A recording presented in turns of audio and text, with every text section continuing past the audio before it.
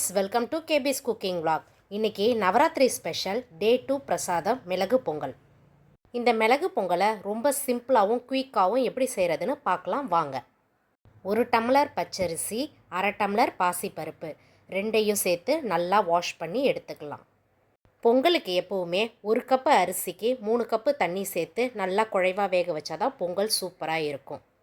நான் இன்றைக்கி 1.5 கப்பு அரிசி பருப்பு எடுத்திருக்கேன். அதனால் 4 கப்பு தண்ணியை குக்கரில் ஃபஸ்ட்டு ஆட் பண்ணிடலாம். அது கூட நாம் 2 டைம்ஸ் நல்லா வாஷ் பண்ணி வச்சுருக்க அரிசியும் சிறுபருப்பையும் ஆட் பண்ணிடலாம். மிளகு பொங்கலுக்கு தேவையான உப்பு, பெருங்காயத்தூள், 1 ஸ்பூன் மிளகு, 1 ஸ்பூன் ஜீரகம், 1 துண்டு இஞ்சியை லைட்டாக தட்டி போட்டுடலாம். அது கூடவே 2 பச்சை மிளகாய் லைட்டாக கீறிட்டு 1லேருந்து 2 ஸ்பூன் நெய்யும் சேர்த்து ஆட் பண்ணலாம். அவ்வளோதாங்க. குக்கரை மூடி போட்டு 3 விசில் விட்டு 5 நிமிஷம் சிம்மில் வச்சு எடுத்தால் சூப்பரான மிளகு பொங்கல் தயாராகிடும். உண்மையாகவே இது 1 பாட் ரெசிபி. டேஸ்ட்டு அட்டகாசமாக இருக்கும். எல்லா பேச்சுலர்ஸும் கண்டிப்பாக இதை ட்ரை பண்ணலாம்.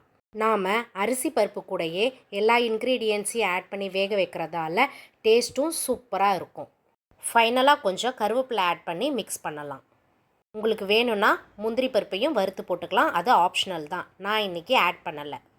சூப்பரான 1 பாட் ரெசிபி மிளகு பொங்கல் தயாராகிடுச்சு. சூடான பொங்கல் மேலே லைட்டாக மெல்ட் பண்ண நெய்யை ஊற்றி சர்வ் பண்ணால் டேஸ்ட்டு அல்டிமேட்டாக இருக்கும். கண்டிப்பாக நீங்களும் இதை உங்கள் வீட்டில் ட்ரை பண்ணுங்கள். டே 2 ரெசிபி மிளகு பொங்கல் உங்களுக்கு பிடிச்சிருக்குன்னு நினைக்கிறேன். நெக்ஸ்ட்டு டே 3 ரெசிப்பியில் ஒரு சூப்பரான மசாலா சுண்டல் எப்படி செய்கிறதுன்னு நாளைக்கு பார்க்கலாம். Thank you all.